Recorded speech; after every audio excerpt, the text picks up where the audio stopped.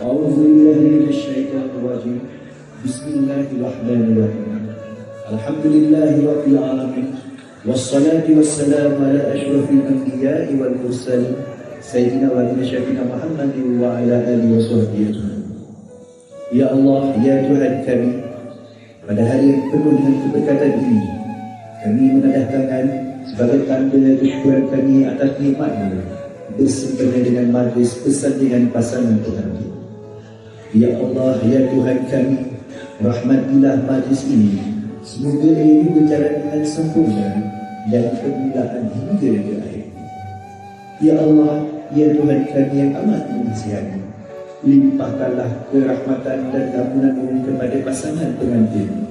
Kurniakanlah keduanya keterangan, kebahagiaan dan jiwa yang tabah menghadapi setiap godaan dan cubaan hidup lembah tanggungan, lebih-lebih lagi di akhir zaman yang penuh masyarakat.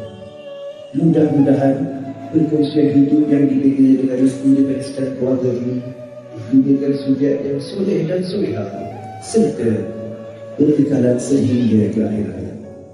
Ya Rahman, Ya Rahim, anugerahkanlah keberkatan dan kerahmatan kepada pasangan mempelai dan sekalian. Kerana pasangan yang diraihkan ini telah menunaikan salah satu dari sunnah junjungan besar Nabi Muhammad SAW, mantapkan iman, ikatan kasih sayang dan perasaan hormat menghormati sesama mereka. Ya Allah, ya Tuhan kami, hanya kepada-Mu kami bermohon dan berharap. Wassalamualaikum warahmatullahi wabarakatuh. Subhana rabbika rabbil izzati amma yasifun, wa salamun alal mursalin, walhamdulillahi rabbil alamin.